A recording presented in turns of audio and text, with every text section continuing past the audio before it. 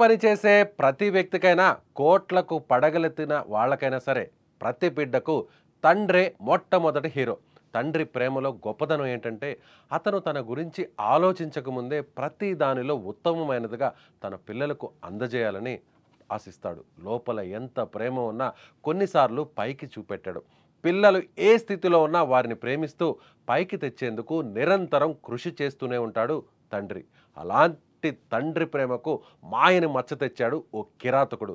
అల్లారు ముద్దుగా పెంచాల్సిన కొడుకును అత్యంత పాశవికంగా హతమార్చాడు.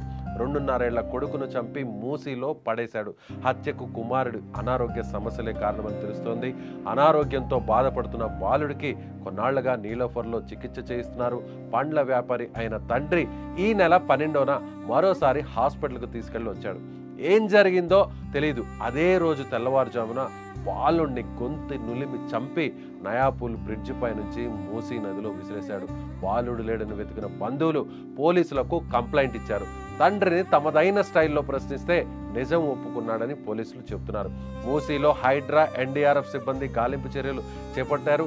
కంటికి రెప్పలా కాపాడాల్సిన తండ్రి చేతిలో కుమారుడు హత్యకు గురి కావడం తెలియడంతో స్థానికంగా ఇప్పుడు తీవ్ర విషాదం నెలకొంది. ఏదేమైనా ఇటీవల కాలంలో వివిధ కారణాలతో కన్నవారి చేతిలో పసిప్రాయాలు బలి కావడం ఆందోళనకు గురిచేస్తోంది.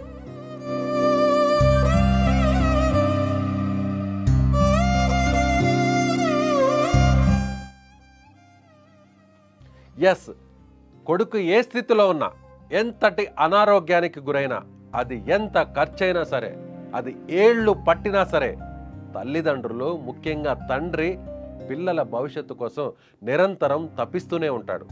అలాంటిది అనారోగ్య సమస్యలతో బాధపడుతున్నటువంటి చిన్నారుల విషయంలో ఇక ఏ మాత్రం ఆలోచించరు తల్లులు. ఉన్న ఆస్తిపాస్తుల్ని అమ్మైనా సరే ఆ బిడ్డను కొడుకును ఆరోగ్యంగా చేసుకోవాలని ప్రతి హాస్పిటల్ చుట్టూ తిరుగుతున్నటువంటి తండ్రిని చూసాం. కానీ ఈ ఘటనలో 2.5 ఏళ్ల పిల్లవాడిని తన చేతులతోనే గొంతు నులిమి అత్యంత పాశవికంగా హత్య చేసినటువంటి ఘటన చూస్తే ఇతను తండ్రేనా, వీడా తండ్రి అంటూ అందరూ కూడా ప్రశ్నిస్తున్నటువంటి పరిస్థితి. నిజంగా 2 ఏళ్ల బాలుని చూస్తే చంపడానికి ఆ కసాయి తండ్రికి చేతులు ఎలా వచ్చాయి? అప్పటి వరకు అల్లారు ముద్దుగా పెంచుకున్న తండ్రే ఇంత దారుణంగా చంపేశాడా అని అక్కడికి వచ్చినటువంటి ఆ పిల్లవాడి మృతదేహాన్ని చూస్తే అందరూ కూడా షాక్ అవుతున్నారు. అప్పటి వరకు హాస్పిటల్లో చికిత్స చేయిస్తూ ఎలాగైనా సరే బిడ్డ భవిష్యత్తుకు ఆ తండ్రి పాటుపడతాడు, ఆ బిడ్డ భవిష్యత్తును తీర్చిదిద్దుతాడు, అందుకు అవసరమైనటువంటి ఎంత ఖర్చైనా సరే తాను భరిస్తాడని బంధువులందరూ కూడా ఎంతో గొప్పగా చెప్పుకున్నటువంటి పరిస్థితుల్లో ఒక్కసారిగా ఆ తండ్రే కిరాతకుడుగా మారడం, ఆ తండ్రే హంతకుడుగా మారడం, ముక్కు పచ్చలారని పసిపిల్లవాడిని గొంతు నిలిమి ప్రాణాలు తీసేసి ఆ తర్వాత పాశవికంగా అత్యంత కిరాతకంగా నిర్దాక్షిణ్యంగా నదిలో పడేయడాన్ని ఎవరు కూడా జీర్ణించుకోలేకపోతున్నారు.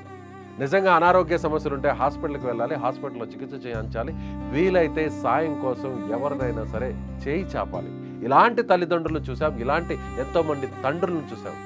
కానీ ఈ ఘటనలో ఈ కేసులో ఒక దుర్మార్గుడుగా ఉన్నటువంటి తండ్రి తన పాశవికాన్ని, తన దుర్బుద్ధిని చూపించాడు.